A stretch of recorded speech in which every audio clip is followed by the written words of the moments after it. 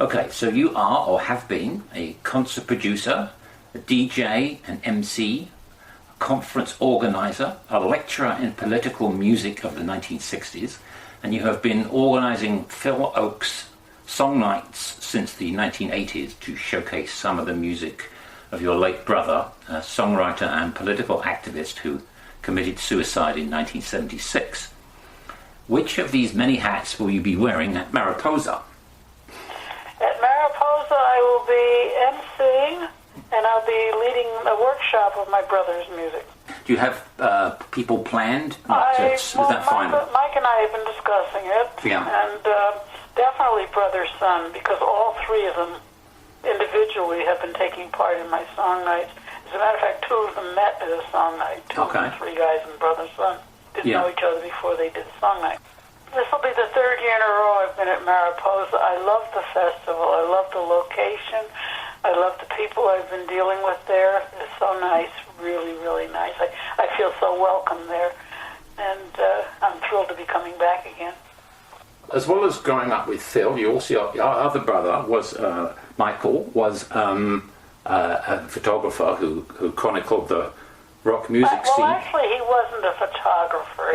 He had a photo archive that was incredible, but he collected collections of photos and found photos everywhere he could. He did not take the photos. Oh, so he was more of a sort of photographic curator than a photographer. Exactly. So, what was it like growing up in your family? Very strange. It was very dysfunctional. And somehow we all survived. And one of the dysfunctional parts was that we were all overachievers. And the reason was that my mother was I hate to say a miserable person, but she was. And nothing we ever did was good enough. And therefore, I guess we had to try to prove ourselves. And we all really succeeded quite well, I must say. And as a matter of fact, if you watch, there's a documentary about Phil. And at one point, my brother Michael was talking about my mother and how she would speak to us and say, back home, she was from Scotland, and she was saying, back home this was better, and back home that was better. And she said, but you Americans, talking to her kids. We weren't as good as things were back home. How did you get involved with music? Well, I always loved listening to it, and that kind of stuff, and I attended festivals and stuff like that, and then somehow or other, somewhere along the line, well, actually it was after Phil died. It was 7 years after Phil died, because he died in 76. And in 1983, it must have been, I know how it started. It started when somebody made a docudrama about Phil back in the late 70s. It was called Chords of Fame. And the documentary part was phenomenal. I mean, some of the interviews are actually used in the later documentary. They were so good. So that's how, once that docudrama was finished, they had a party to celebrate the completion. Mm-hmm. And I was invited to the party. And at the party was a young man who had a radio show on WFMU in East Orange, New Jersey. Really great independent station. And he was at the party, and he said to me, I'm going to do a show about your brother. Can I come out and interview you where you live? And I said, sure. So he came out and did the interview and said to me, if you'd like, you could bring your favorite records to the radio show, and you could be on the air, and play your records on my show. And I got so excited about that. I'd never had a chance to do anything like that in my life, and as much as I love music. So I went, and that was the beginning. Because once you're on the radio, all of a sudden people know you're there. And I got invited to be a panelist at People's Music Network. I got invited to sing with the Hudson River Sloop Singers. That's an organization that raises money for Clearwater, the environmental boat. And so one thing led to another. And then somebody called me up from a venue in Manhattan called the Speakeasy. And he said, would you like to do a night of your brother's songs here at the Speakeasy? I said, oh, that would be wonderful. So I went. We did it. We actually did a night of his music. And what I began to discover was that nobody was really quite in charge. So it was a bit chaotic. And then I did it again the next year, and then finally what happened was I got asked to be the MC at the open mic at Grudy's Folk City. And so when I got that job, I moved the song night over there, and that's how it became part of Folk City. And it went on from there, and one thing just kept leading to another, and then I started volunteering at festivals, and then, you name it, I've done it. Yeah, right.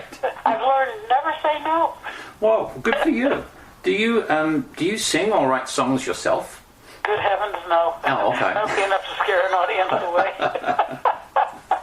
I do sing now and then. I'll sing in a group. I don't like to sing by myself because I know that I tend to sing flat. Okay, well... I'm aware of my limitations. I have plenty to offer, and singing is not one of the things. So you're a DJ at WIOX in Roxbury, New York? That's correct. That is a community station, which I absolutely love. It's only been there for 5 years. It's relatively new. And I've been on other stations. As I said, I started out on FMU. I ended up with a regular show there. And then when I moved upstate New York, I dropped that show, and then I ended up on WRPI, College Station in Troy, New York. And then I decided I've had enough, and I quit. And then somebody from IOX wanted to interview me, and I went there for the interview. And they said, gee, it would be so nice if you could be affiliated with us in some way. And the next thing I knew, I was back on. First I said I would do once a month. Then it became every other week, and now I'm weekly. So how do you go about choosing the material for your show? Well, I have three things that I look for that I really like to stress. One is political music, obviously, because of my brother. Songs that have political content, because there aren't a lot of places where they can get played, and I'm one of the places they do get played. Another thing, I love humor. I love to laugh. Yeah. I love to help people, chuckle. So I look for songs that are funny. And then the third thing is I love songs that tell a story. And I don't play love songs. Quite frankly, I don't care who you love or don't love, or who broke up with you, or who you're breaking up with. But if you're singing about the air that I'm breathing, I'm interested. Okay, your brother Phil tragically committed suicide by hanging himself in your home. Yes. How on earth do you cope with an experience like that? It's difficult. I mean, well, the thing was, he was suffering from bipolar disease, manic depression. So he was very depressed, and we all sensed that this was coming. We knew. But when I would come home, I was a teacher. When I would come home from school, and if I didn't see him sitting on the couch, I would run through the house looking for the body. Yeah. We knew it was coming. And when it came in, it was a shock. It was horrible. And you beat yourself up afterwards. Maybe if I had done this, maybe if I hadn't done that, whatever, you start to feel guilt. You're really not guilty. And it takes a while to realize he was going to do it regardless, and there was nothing I could have done to stop it, Your other brother, Michael Ochs, and you collaborated in 2010 for a documentary about Phil. Well, actually, we didn't collaborate. I did do an interview. Yeah. Michael doesn't speak to me. This is part of the family dysfunction. He doesn't like the fact that I do the song nights. I think he's got this male need to be in charge thing, and I don't listen to him. I see. And he does, and he also, if you'll pardon my French, he's a star fucker. Okay. Okay. And I do these song nights, and he doesn't approve of them because I don't have people like Joni Mitchell and Joan Baez doing them. I have people who are not that well known, but they're fabulous musicians. But he doesn't buy that. Yeah. You don't have a name, you don't matter.